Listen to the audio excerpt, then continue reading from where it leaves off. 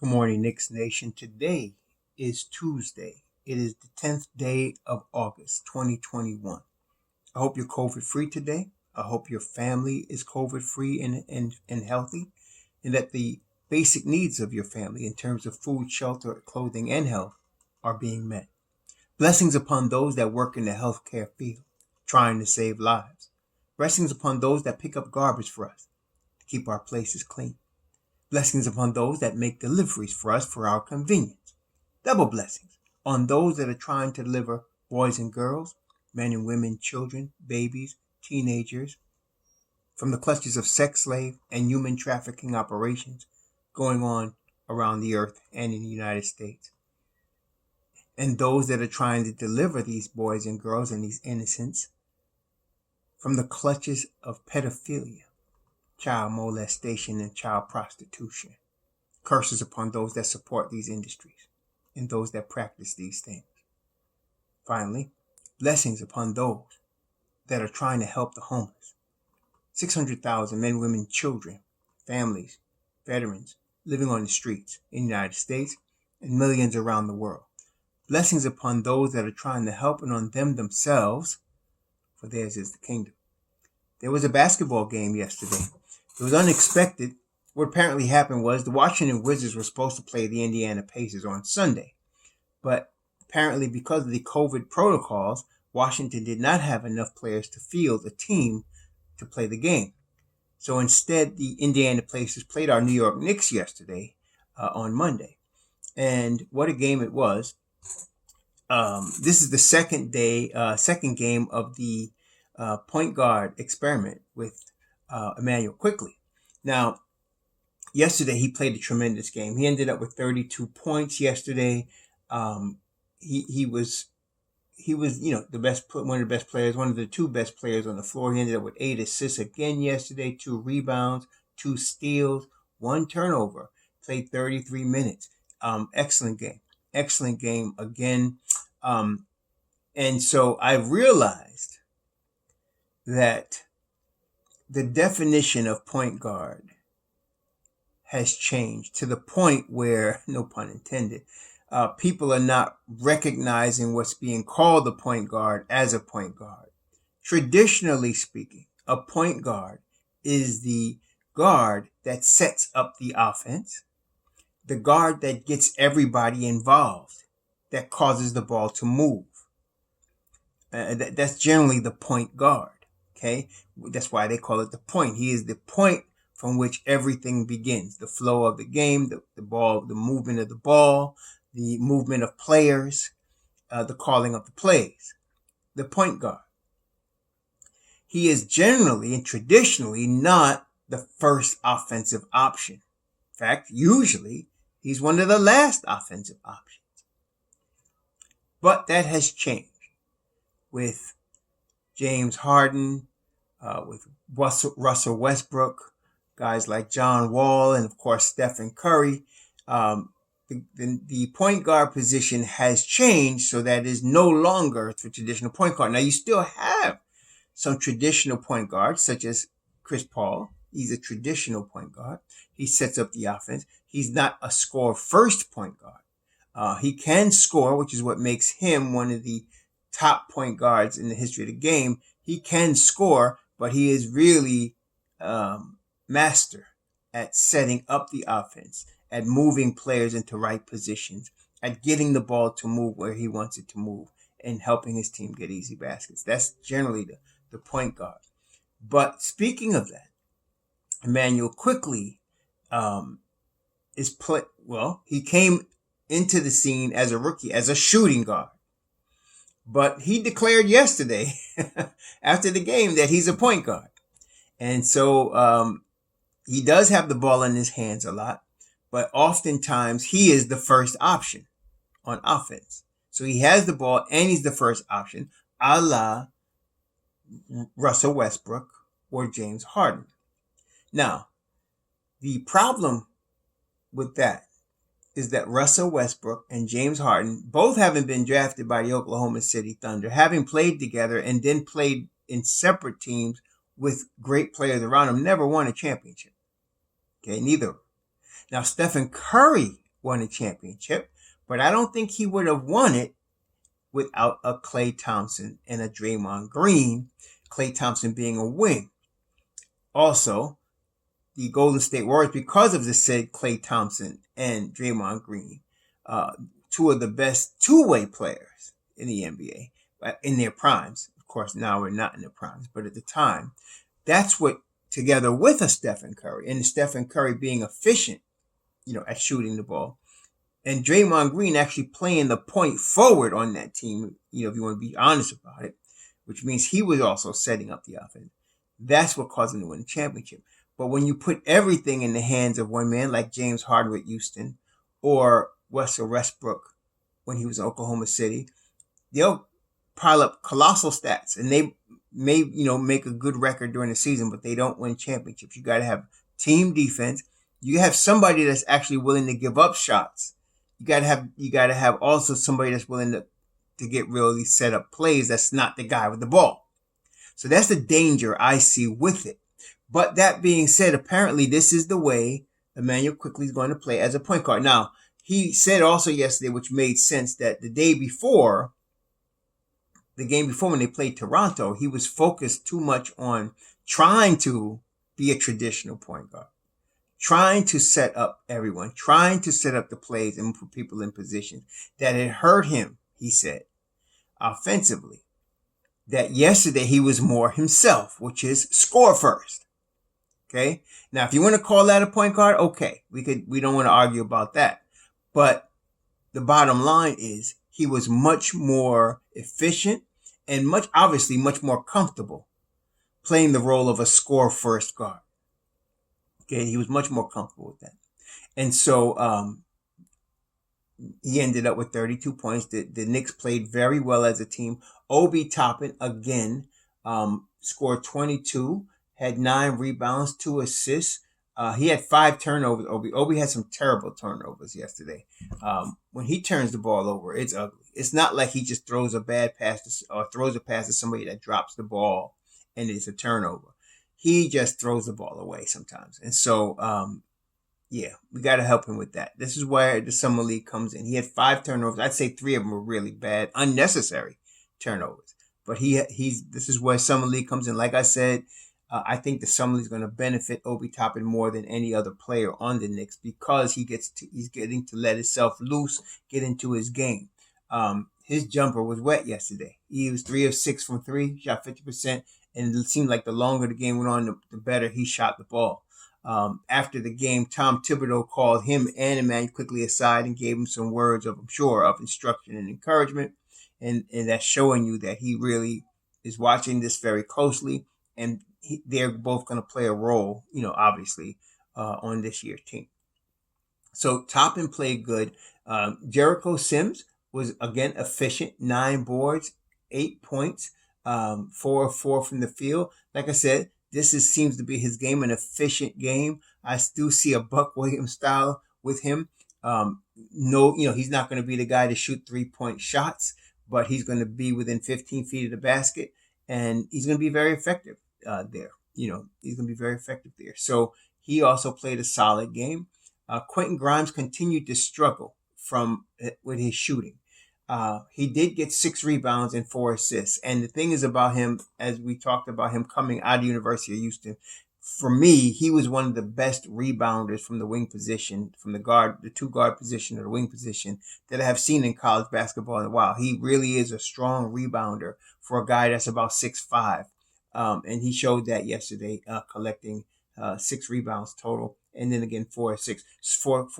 So, even though he's not shooting the ball well, he contributes to winning because of the other things he does, the rebounding, the assists, and of course the defense. And so he contributed yesterday in those areas. I still feel, and I'm not worried about his shooting.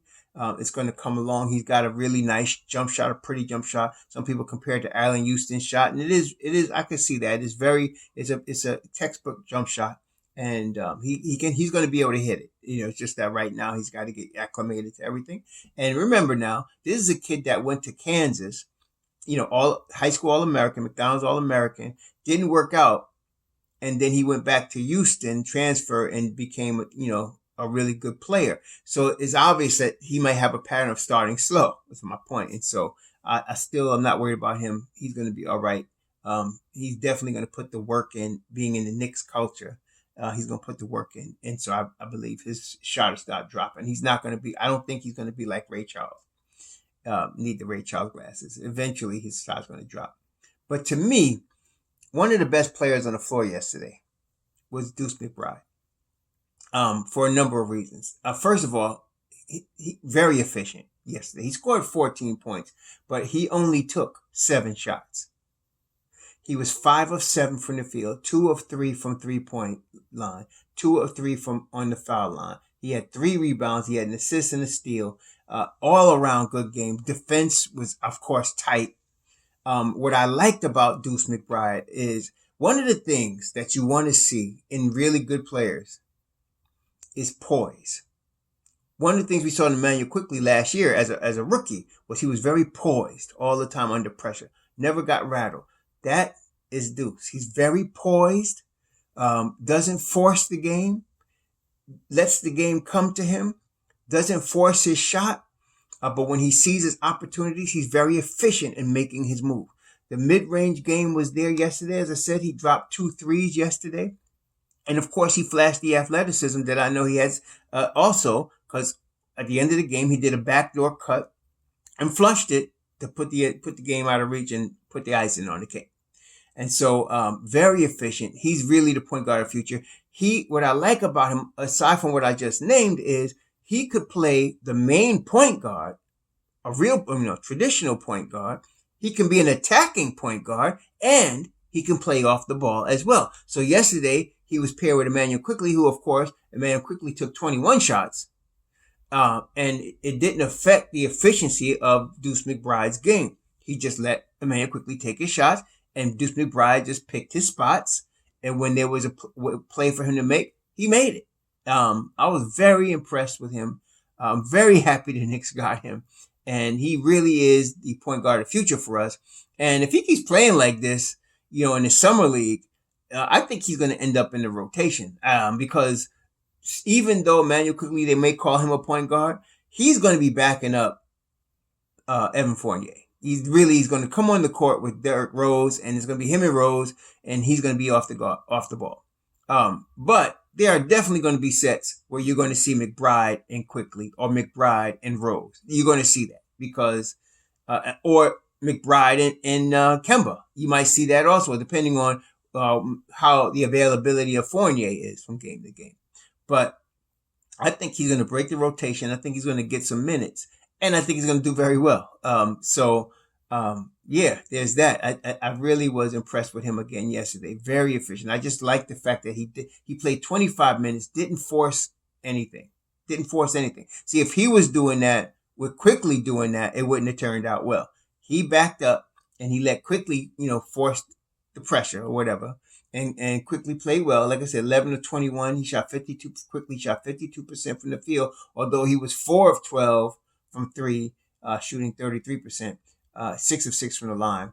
Hopefully, Quickley becomes a little bit more efficient. How much efficiency can you get from a guy who's going to take 21 shots? That's hard, to do.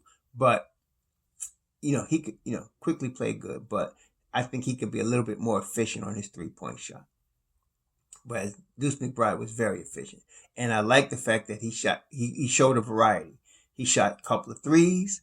He shot off the dribble in the mid-range. And, of course, he drove strong to the hole also. So he showed all of that, plus the defense that he showed. Yesterday they played against Indiana, and Indiana had Chris Duarte on their team, a guy that we were high on, a guy we were looking at. There were 2 guys that we were high on, if you recall. My own draft board, I had Trey Murphy III, Chris Duarte, and then Grimes as far as the wings. Murphy had 26 yesterday. Against the Bulls, and he's just what we thought he was going to be. Very good. And so yesterday, Duarte also, he had a decent game, 14 points. He played about a little less than 27 minutes. He was pretty efficient, and he was a good defender, just what we thought we would become. Somebody that's ready to play. Of course, Quickley did put the shake on him so that he His welcome to the NBA moment came when Quickley put the shake on him and the step back and had homie sliding like he was dancing in the wrong direction while Quickley splashed the three. There was that. But yes, it was a good game. Our guys played good. Now, that being said, yesterday the New York Knicks signed Dwayne Bacon. Now, I like Dwayne Bacon. Dwayne Bacon is not a good shooter. He's not a good 3-point shooter. But I always tell y'all, anybody that comes out of Leonard Hamilton's program at Florida State knows how to play the game. Okay? Maybe he's not a great shooter from three, but he's efficient in the mid-range. And you know what? Anybody that comes out of Florida State under Leonard Hamilton, everybody plays defense. And he does too. So they went and picked up Bacon, who was released yesterday. And I was wondering what Orlando was doing because they stacked with guards. I mean, they really got too many guards. They're going to have to do some things because they got to reduce that. I expect Gary Harris might be one of the ones that's going to be moved next. So if you're the Knicks and you're kind of stacked, because the Knicks are stacked at every position. So they got 3 centers. They got Mitch, they got Nerlens, and they got Taj, who can play center or forward, for the Knicks. He's adept at both. And now you got Jericho Sims, who's on the 2-way deal. And then at the power forward, you have Julius Randle and Obi, and that's really all you need. You could use Taj there too, but we're trying to get minutes for Obi here. So those two are all you need there, and you got Taj as a backup there. Then, of course, at the point guard, we got Kemba Walker, we got Derrick Rose, and we really have Deuce McBride now. So that's your point guard. At the 2 guard, you still have Evan Fournier, Emmanuel Quickley, right? And now you're dealing with Quentin Grimes. He's probably more of a 2 than he is a 3. And then you have at the 3 position, small forward, you have RJ Barrett, Alec Burks, and then behind them you're dealing with Kevin Knox. So we're pretty stacked on all positions. So when you're in a situation where you're stacked at all positions like that, if you got to get extra guys, you want to get wings. You can't have too many good wings, okay, in the NBA if you want to win. So to me, this is a good pickup. I don't know where he's going to play. But see, then again, I don't know where Vildosa is going to play. And Vildosa, again, yesterday, he played 4 minutes. I'm not, maybe it's the jet lag, but I'm not seeing nothing here. Whereas Rokas Jokobitis, even though he came on, he played 9 minutes. He did his stat sheet, he only had 3 points, but he looked more poised. He looked more take chargey, he looked rusty because he hadn't played, but you can see in him the possibility of somebody that could play in the NBA. He probably needs to play 1 more year in Barcelona and come back. But I can definitely see him being a guy that the Knicks would bring back next year to play. Now, he's 20. And Vildosa, again, like I said, tomorrow he's going to be 26. I don't know. Somebody's not going to make it. And I'm telling you, I never thought that Luka was a guy that they brought in to be in the rotation as much as an insurance policy and possible trade chip. That's what I thought about him from the beginning. Some of y'all think I'm breaking on him, but I'm just trying to tell you the honest truth about what I see about the kid. So, he's not a kid, 26. He's a grown man. So, there's that. So I think signing Dwayne Bacon, he might be a training camp invite, or he might have a contract. They might have used the exception. They have a $4.9 million exception. They might have used that to sign him. But it's not looking good for Vildosa, especially yesterday. Wayne Selden, they played him like 25 minutes or something like that against Toronto, and he played good. And yesterday they played him 15 minutes. And again, he was 3 or 4 from 3, 3 or 4 from the field. He was solid yesterday, Wayne Selden. He was solid. So, somebody is not going to make it. And I just named to you 3 guys at each position, right? That's 15, right? So let's go over it. You got Mitch, Nerlens, Taj, okay? That's 3. That's at the center. Now let's go with 2 for the power forward. So you got Obi and Randall. So that's 5 guys. Then on the small forward, you got RJ, right? Alec Burks and Kevin. That's 8. Then at the 2 guard position, you got Evan Fournier, Emmanuel Quickley, and Quentin Grimes. That's 11. Then at the point guard position, you got Kemba Walker, Derrick Rose, and Deuce McBride. That's 14. 14. Now, Jericho Sims already signed a two-way deal, so we don't worry about that. You're allowed to have 15 guys and two-way guys.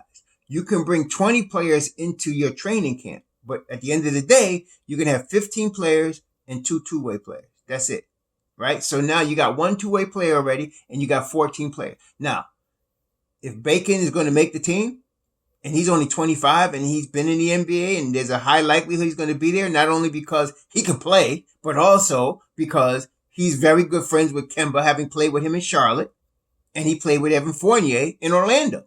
So they're very comfortable with him. So that's your 15th guy.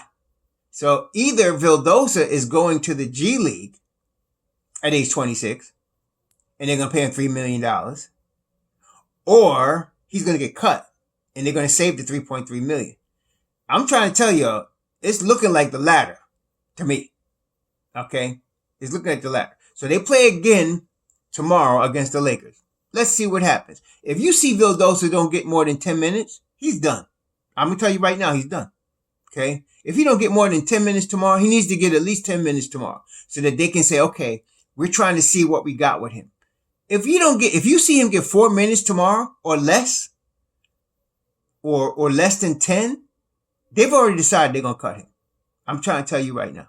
Okay, so I was never jumping on this Vildosa train like some of y'all was hyping him like he was the next coming of Magic Johnson, but that's what it's looking like. Because Dwayne Bacon, like I said, he could play. You know, they just got a crowded group of youngsters down there in Orlando, and they starting over. That's why they got rid of Vucevic. That's why Aaron Gordon is gone. You know, they starting over. Okay, Evan Fournier was gone. They starting over. They starting everything over with young players, and they're going from the beginning. Okay, so okay, that's where you're at, and you probably see them dump some more players, Orlando, because they got too many young players, and they're gonna need to give people some time. So that's why Bacon became available, and he came right to the Knicks. He probably got offers other places, but he came to the Knicks. A good defender. Good mid-range game, gets to the hole strong, not a good three-point shooter by any stretch, good defender, okay? So it's not like he's going to threaten anybody's job because he's not a great shooter, and the Knicks do, as you know, need shooters. But as a backup to the backup on the wing, I like him. You know, I like him a lot. He could play. So, yeah, them Florida State boys, forget about it. You know, between, this year we know Scotty Barnes. And of course, there's Terrence Mann over there in LA with the Clippers, right? And then you got, of course, our boy Beasley, right? You got a whole bunch these Florida, and then Jonathan Isaac. There's a lot of when Leonard Hamilton turned, and then of course my man Devin Vassell, who scored like 26 yesterday and did like 22 the game before, something like that. Them Florida State boys could play, man. And here you got Dwayne Bacon. He's probably the least of them, but he could still play, and he's gonna play some defense. So I'm saying it's not looking too good for Vildosa unless he's gonna take a two-way deal, and the Knicks are gonna pay him $3 million for two-way. But I don't see the Don paying $3 million for a two-way guy.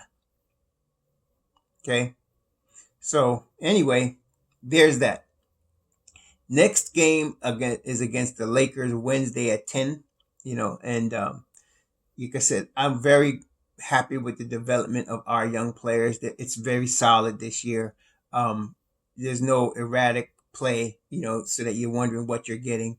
All of these guys are showing what we thought they were going to show, what the Knicks thought they were going to show. And I'm very excited that Tom did take not just Emmanuel Quickley, but Obi to the side yesterday to talk to him, because to me, now we're talking about second-year guys. These are not rookies anymore. So Tom is not going to treat them like rookies. They're going to get more time this year. Both of those guys you can expect to be obviously in the rotation. But I'm telling you also, watch Deuce. Deuce is going to get some time. He's already showing the efficiency, the game to demand time. And I think he's going to get it because he'll be good for us. So that's that. And the Knicks won the game. It's not important to me as the win is how they play. But yeah, they did win the game 94-86 yesterday against the Indiana Pacers. So they're so they looking good. So next is against the Lakers. Let's see what they got. Let's see how our team develops. Our team, I know, is going to be going back, looking at the film, getting prepared. I'm going to tell you right now, I know Grimes is throwing up at least 500 to 1,000 shots today as well. He probably did it yesterday. And so the Knicks culture, the strong new culture that we have is in effect. And that's what we like about, what we got now, because we know the players are going to put the time in and they're going to be trying to hone their craft and get better day by day. And so next is against LA. Let's see what they do. Meantime, it's Tuesday. Have a good Tuesday. Be safe out there. Shalom.